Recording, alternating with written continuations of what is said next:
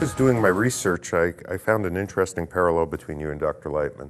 Both of you, from different perspectives and different times, predicted in one way, shape, form, or another, the financial crisis. Actually, with Dr. Lightman, it goes back to 2005 and a book that he wrote, From Chaos to Harmony. And for you, I think it was 2006. I did. I predicted it on CNN and in other places, and I did a lot of speaking publicly about this.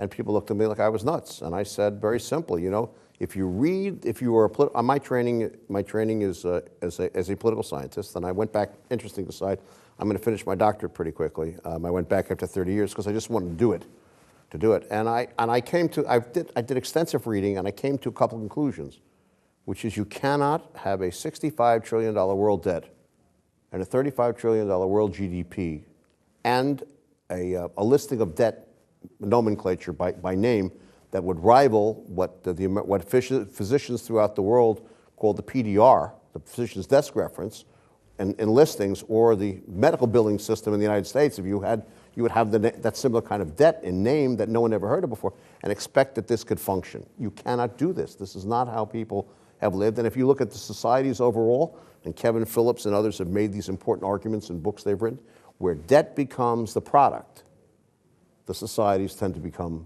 dissolute. אבל השאלה שלי, אם אפשר מה הסיבה?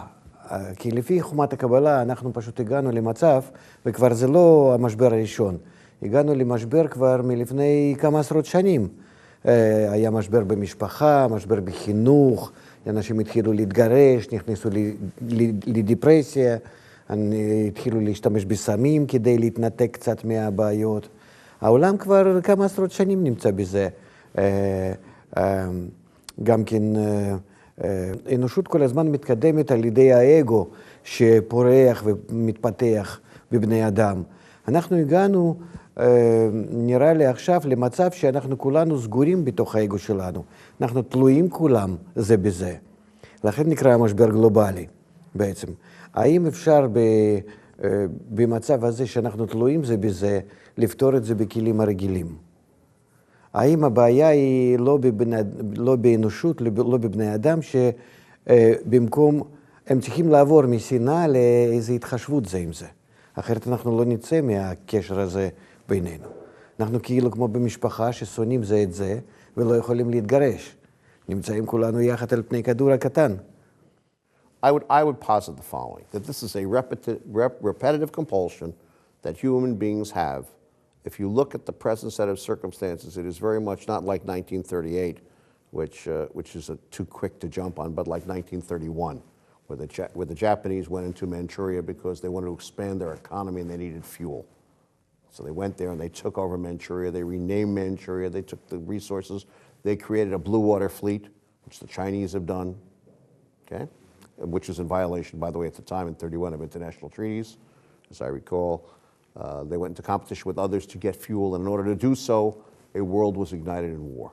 So the argument that we are interdependent in war, we were interdependent in peace, and with the computerization of the world and the exportation of so-called American democratic ideals, but evinced primarily by economics. Well, Dr. Lightman, how do you see all these forces acting? What do you see as the root cause of this? אני חושב שהסיבה השורשית זה שהטבע, בסך הכל, זה כוח הכללי שאנחנו נמצאים בתוכו, ולא מחוץ לטבע. ואנחנו הגענו בהתפתחות במשך אלפי שנים, למצב שעכשיו אנחנו חייבים להתאזן עם הטבע. אנחנו כאילו מנצלים את הטבע הכללי, ובמקום להיות מאוזנים בקבלה ונתינה עם העולם שאנחנו נמצאים בו, אנחנו כאילו כמו תא סרטנית, כל הזמן אוכלים, וללא שום יחס למה שאנחנו. What breaks the cycle? אני חושב שמה שאנחנו רואים היום, כשהגענו עכשיו למצב שאנחנו התקשרנו יחד, כאילו הגענו לאגו כזה שהוא עשה לוק בינינו. סגר אותנו באיזה מנגנון אחד. ועכשיו אין לנו ברירה, אנחנו נצטרך להגיע לאיזון בינינו, וגם באיזון עם הטבע הכולל. כך אני חושב. אנחנו לא נוכל לפתור את בעיית המשבר הזה בצורה רגילה, ברגולטורים הרגילים שהיו אי פעם. זאת אומרת, הבעיה כאן זה יותר בעיה אנושית, היחס בין בני אדם. אנחנו נצטרך לגשת לזה.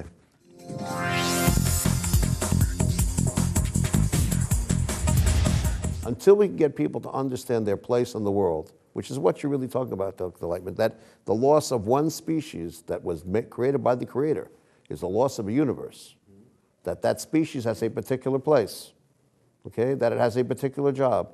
And when that is gone, the world loses its balance. Until you get people to understand that they have relevance in their environment, that the things they do matter, that they don't walk through it, we will have this chaos. Because the guys that took the diamonds out of Sierra Leone did not understand that when they left, there would be people with the missing hands and heads and arms and faces and legs. Okay, the people that did innumerable economic acts did not understand what would occur and when they created imbalance. That's a different issue. Now, how can we get people to do that? The problem there is that sometimes to protect human beings, they create force. What is the force, or what is the dynamic that absolutely creates the negative incentive to do that which would injure others or to injure the planet? אני חושב שאם אנחנו בכל זאת על ידי מערכת ההסברה נתחיל להסביר לכולם דרך כל הכלי תקשורת, דרך כל סוגי מדיה, מתיאטרון וקולנוע וטלוויזיה ועיתונות והכל, אם אנחנו נתחיל להשפיע על בני אדם את העובדה שהעולם הוא עגול, שכולנו קשורים יחד, שכולנו חלקים כגוף אחד, שכל אחד ואחד הוא ממש קשור לאחרים, אם אנחנו נראה את זה לבני אדם מלמעלה, על ידי החינוך, אז אני חושב שאם אנחנו נתחיל להעריך את הבני אדם בזה שהם מתחילים להתחשב, אם אנחנו נעמיד להם כאלה מסגרת, אז אני חושב שאנחנו נצליח. כי בעולם, היום בכל זאת אין ברירה. אנחנו נמצאים במצב שאנחנו לא נראה את ההצלחה גם כן בפתרון המשבר בצורה אחרת. רק פתרון האנושי כאן יכול להיות. For whatever, the human solution is the place to succeed, there's no question. But I would argue that you are an optimist and I am a pessimist. Okay, that you are a positive man and I am a negative man. Because I look at the history of the world and I think of my own reading and my own travel and all the things I have seen. I'm being in countries where I'm doing my work and there's a coup and you got to get out of town. I mean, I've been through all that stuff. But people did not learn from the First World War, which they said would be the war to end all wars. They didn't learn anything. They didn't learn from the Polish-Ukrainian Civil War of 1919-21. They didn't learn from the gunboat experiences in China in the 30s that the United States was involved in. They didn't learn from the Second World War much. They didn't learn from Korea. They haven't learned a lot. It is still, for some reason, about some other portion of the human condition that requires us to in some cases, I would not blame the United States for this, but in some cases, condemn the other being the other human being. Bettelheim has written about this, Jung wrote about it, a lot of other people have written about that other out there, and to put that other in a position where he can't injure you. That's a different issue. I don't know how you deal with that. אנחנו חייבים כאן להסביר לבני אדם שהם נמצאים בבעיה עם כוחות האדירים של הטבע. זה לא לסדר איזושהי כלכלה קצת, או פוליטיקה פה ושם לסדר, אלא אנחנו נמצאים, הפעם ראשונה בהיסטוריה, אנחנו נמצאים היום במשבר הגלובלי האינטגרלי של כל האנושות, וכלפי טבע באי איזון כבר שמתחיל להיות מאיים עלינו. אז לכן חומת הקבלה התחילה להתגלות ואפשר לנו להפיץ את זה.